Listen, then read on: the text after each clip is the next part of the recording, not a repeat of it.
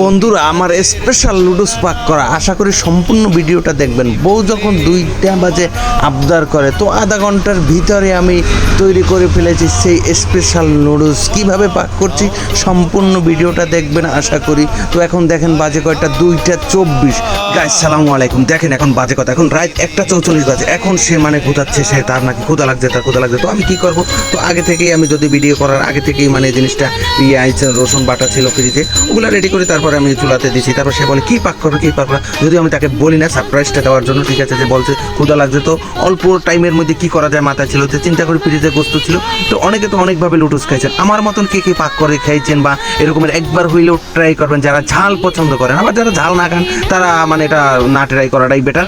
তবে যারা ঝাল ট্রাই করেন, আমি একটা টেস্ট, সেই একটা টেস্ট আপনারা এই উপকরণগুলো দেখতে পারেন, দেখে আপনারাও চেষ্টা করে একবার হলেও খাওয়ার চেষ্টা করুন। এখানে গরুর মাংস যেমন স্বাভাবিক মানে পাক করেন ওইভাবে মশলাটা দিবেন। তো যারা একটু ঝাল কম পছন্দ করেন তারা একটু ঝাল কম দিবেন, যারা ঝাল বেশি পছন্দ করেন তারা মরিচের ইটা একটু মানে বাড়াই দেবেন। তারপর আপনি গোস্তটা ভালো মতন কষিয়ে নিতে হবে একবারে, যাতে একবারে গোস্তটা সেদ্ধ হয়ে যায় আর কি। টাইম নিয়ে আপনি মানে কষাইতে হবে। আর একটা কথা বন্ধুরা, এখানে আপনি কিন্তু মশলা এলাচ দারচিনি এটা ইউজ না করলেই বেটার হবে, কারণ লুডুসের ভিতরে এলাচ দারচিনি হলে আপনার মুখে পড়লে একটা বিরক্তিকর হবে। তো আপনি এটার যদি গুঁড়া থাকে তো আপনি গুঁড়াটা ব্যবহার করতে হবে, অথবা আপনি লুডুসের যে ম্যাগি মশলাটা আছে সেটা ইউজ করলেই আপনি সেই রকমের একটা টেস্ট হবে এবং প্রতি লুডুসের ভিতরেই মশলা থাকে, অথবা আপনি এক্সট্রা ম্যাগি নুডলস ব্যবহার করতে পারেন। তো এই মশলাগুলো দিয়ে আপনি ভালো মতন কষিয়ে নিতে হবে। তো বন্ধুরা পরিমাণ মতন একটু পানি দিতে হবে যাতে গোস্তটা ভালো মতন সেদ্ধ হয়। তারপর এইভাবে আপনি ভালো মতন একটু দেখেন সেই কালার আসছে, ভালো মতন কষিয়ে গোস্তটা আগে ভালো মতন পাক করে নিতে হবে, তাহলে একটা সেই ঘ্রাণ আসবে, আপনি মনের চাবে যে এখান থেকেই আপনি তুলে ভাত খেয়ে ফেলেন।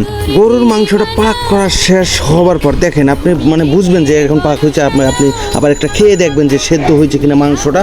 তো এবার আপনার মেইন উপকরণ, আপনি পানি দিতে হবে পরিমাণ মতন।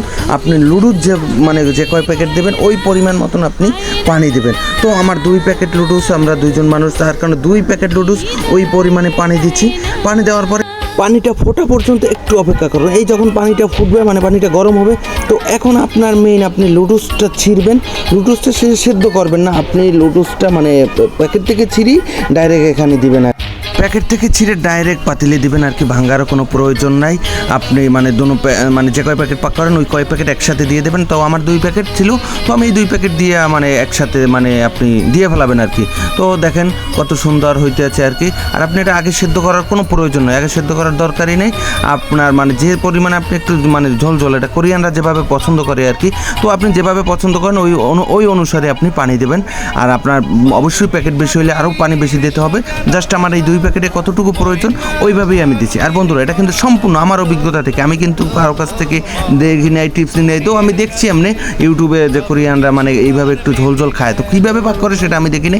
তো আমার অভিজ্ঞতা থেকে আমার মানে এই থেকেই আমি এই পাকটা করছি। তো আপনারাও ট্রাই করবেন, আর আপনারাও খেতে চাইলে অবশ্যই আপনাদের জন্য দাওয়াত রইল, আপনারাও চলে আসবেন।